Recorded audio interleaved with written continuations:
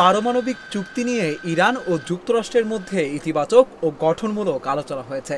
শনিবার ওমানে এ আলোচনা হয়। পরোক্ষ এই বৈঠকে মধ্যস্থতাকারীর ভূমিকায় ছিল ওমান।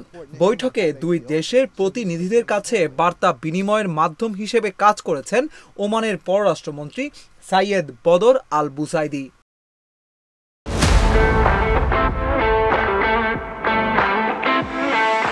আগামী সপ্তাহে উভয় পক্ষ আবারও বৈঠকে বসতে সম্মত হয়েছে বলে জানা গেছে। এর আগে মার্কিন প্রেসিডেন্ট ডোনাল্ড ট্রাম্প হুঁশিয়ারি দিয়ে বলেছিলেন, বৈঠকে যদি কোনো সমঝোতা না হয় তবে ইরানে সামরিক অভিযান শুরু করবে যুক্তরাষ্ট্র। ইরানের পররাষ্ট্রমন্ত্রী আব্বাস আরাকচি রাষ্ট্রীয় টেলিভিশনে বলেন, আমার মনে হয় আমরা আলোচনার রূপরেখার খুব কাছাকাছি আছি। আর যদি আগামী সপ্তাহে এই ভিত্তির বিষয়ে সমঝোতায় পৌঁছাতে পারি তবে সেটি একটি বড় অগ্রগতি হবে এবং আমরা সেই ভিত্তির ওপর বাস্তব আলোচনা শুরু করতে পারব।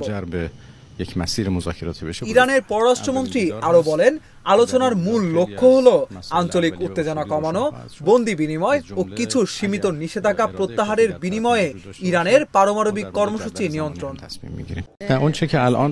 এদিকে হোয়াইট হাউসও এই আলোচনাকে ইতিবাচক বলে উল্লেখ করেছে। এক বিবৃতিতে হোয়াইট হাউস বলেছে, ট্রাম্পের মধ্যপ্রাচ্য বিষয়ক দূত স্টিভ উইটকফ, ওমানের নিযুক্ত মার্কিন রাষ্ট্রদূত আনা এসকোগ্রিমা এবং ইরানের পররাষ্ট্রমন্ত্রী ডক্টর আব্বাস আরাকচিকে নিয়ে অনুষ্ঠিত আলোচনা খুবই ইতিবাচক ও গঠনমূলক হয়েছে। চলতি মাসের শুরুতে এনবিসি নিউজকে দেওয়া সাক্ষাৎকারে ট্রাম্প বলেছিলেন, ইরান চুক্তিতে সম্মত না হলে তেহরানে বোমা হামলা করা হবে এবং এমনভাবে বোমা হামলা করা হবে যা আগে কেউ কখনো দেখেনি।